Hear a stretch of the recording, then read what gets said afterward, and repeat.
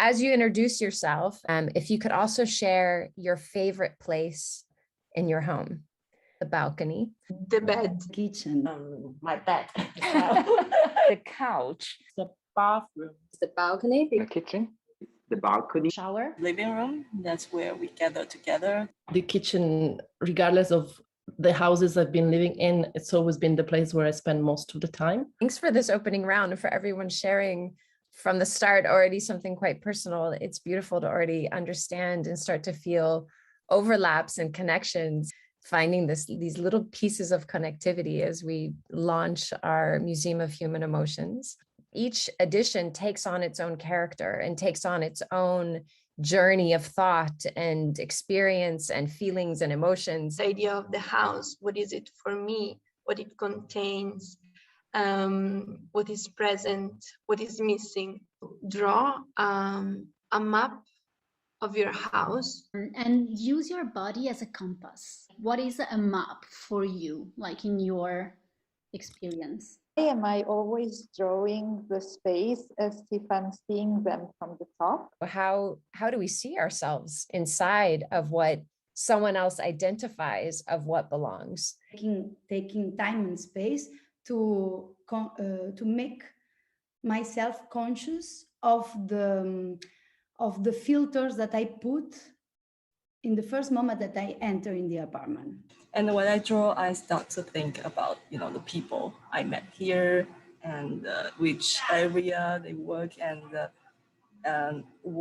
which cases we work together. Lots of memory. I didn't know that I had so many joyful memories. Starting to notice how in my house, I seem to process different emotions in different spaces. So it's like I have those corners for being happy, corner for when I'm overwhelmed, or like places where I process sadness. The emotion is really come from the space and what we are doing. Actually, I'm really curious on the movement that we do in a specific spot that really related to the emotion that we found. I mean, the furniture and how you behave is really related to the mood that you will create in the space. And this, I also wonder if this can be replicated on stage or like somewhere that is abstract. I think that if there is another person present in the room, even when it's a person we trust, there's not the same relationship with the space. How different people might trigger certain emotions, but the language you used was how your emotions might affect others. So there's also this, both bring up a type of almost editing process. How we protect emotions, and when in presence of someone else, and if it's something, and to investigate or at least ask ourselves if it's something that we do because, of the cultural background we come from, or if it's something that we do because it's us. Also, how we filter emotions coming from the others. Definition of liminal in the chat box, and I know it comes from the Latin, but I'm curious what liminal might be in other languages. But I think it's some kind of excitement to the heart. I don't know, mental excitement. That's beautiful, actually, to bring that into it. That doesn't, as far as I understand it, it doesn't exist. That relationship to like a fluttering of the heart or the movement like that doesn't exist in the relationship in the Latin extension. Sarah, you're about to. Now. It does now. It does now, yeah. But it's interesting that it turned into a negative because then limit comes from limen. But actually, limen doesn't necessarily mean limit. It's just the in-between. Sounds right. But at the same time, the folk performing arts, it has different types of function in society. It is not only art form, but it is also a ritual. But not only that, it can have the different phases. Like it is ritual, but at the same time it is amusement. or sometimes among the youngsters, it can be competition. Like, I would say it is just, as a socialization to get together in some place to practice this dance. Maybe they did not very passionate dancers, but it is okay, but it is practice. And living in a post-colonial city, I don't find the tradition or like the ritual really hits me. Think about the couple dancing actually is a kind of social dancing that I'm doing now. I like to go into the club and also we dance. Actually, we have some routine or like some ritual that we share in the same house. But how to engage with club culture, the dancers in club? Actually, we don't dance in our lives. The question is there really an ecosystem of dance? As an artist, I emancipate my imagination so that maybe they would maybe start, to not see it as awkward.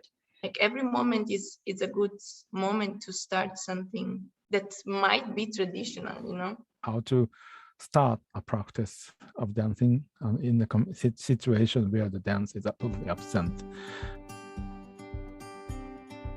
The dilemma, like as an artist, how we inhabit ourselves in a contemporary world where we might not be moving around so much, or dance is there a space for dance in a way, and if there isn't, where did it go? On my right hand side, this is my physical bar. So physically this is 100, this is 0. Or you could just be like creative, this is my physical today, but you could just rate your physical condition. And here is your energy. So you could have energy level 100 or energy level 0. And then we will talk about one thing that we like. It was super interesting for me to reappropriate this idea of the like and use that as a place to create and to connect to the others. How or when we learn to judge what we like. Why can't I like what I used to like before? How do I treat the fact that I could never go back to what I liked when I was a kid? What we like or what we don't like, it's totally related about our history, about our culture, about our genes, like genes. About this journey of decolonization in general that I think all of us are really going through from different perspectives and different levels of experiencing harm in that, or being participatory in that harm. I think the thing that's shaking up my thinking the most is this awareness that I really had this presumption that my emotions were autonomous because they were an inner landscape. They were internal and belonged to me. And something you've really started to awaken in me is to identify or think about or recognize that many emotions haven't been developed autonomously. And I feel more involved in this project because of this very intimate discussion. How we can dance memories, or from what traces our dance are born. If we take future known as a temporal line, like more as like different dimensions, then this movement between go back, forward, and connect to the present, but just movement as like that, it's for me, it's certainly another imaginary of what could be future. Very hard to disconnect future from present. I ask myself, what would I remember if I'm in the future?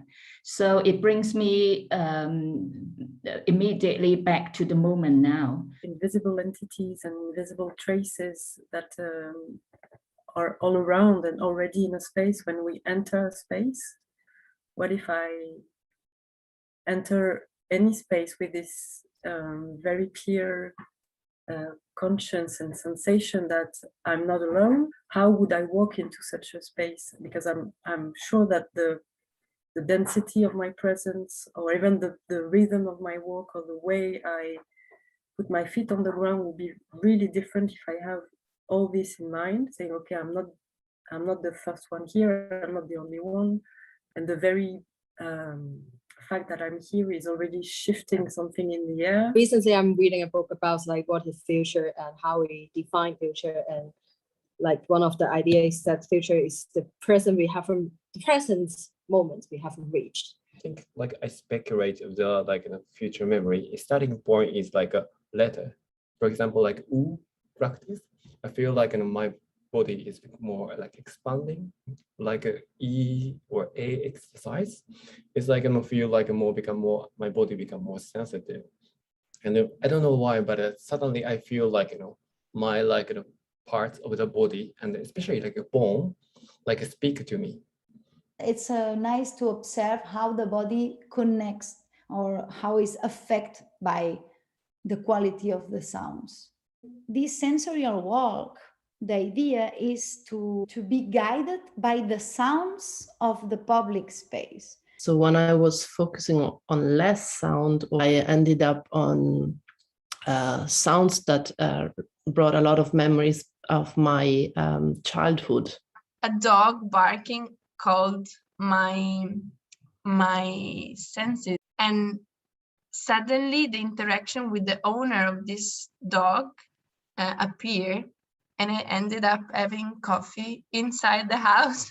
She allowed me to enter, to make her house public to me. It was also a lot of back and forth between details and bigger pictures, like hearing a dog walking, like his small paws on the sidewalk, and then the cars, of course, passing. And there was a lot of zooming in and out of details and bigger city sounds. It becomes really strong, the relation between, for me, is this inside space, which is really liquids, breathing, the way that you work with gravity, the muscles, the skeleton, because for me, the emotions are there. And then when people come in, people start to have the relationship with their surroundings. And when we come to the public realm, when we come to the public space, there's another layer of relationships, which is among people. So between people and how they live in the collective. Kind of have a comparison about how you share your private practice to a public space in order to make it public shared. It was quite interesting because no one actually cared about what I was doing. What you do and what you say makes you, right? That's kind of when your private self becomes the public self, and how people see it, how people see you according to what you say, what you do is really your identity in that time. So imagine if you go out and you just do the task without actually talking to them.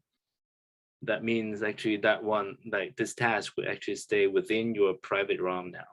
I want them to questioning about, is this real? Still, you see a very cheerful candy here, or you can get something behind, just like the very colorful world. Before kind of entering the zone of Museum of Human Emotions, like the time frame of it, I kind of exist with my emotions in a way that they like arrive, they like bubble up, they come. I don't call upon them, And whenever I'm in this zone of Museum of Human Emotions, I'm trying very intently to pay attention to the emotions. Where are they coming from? What triggers them?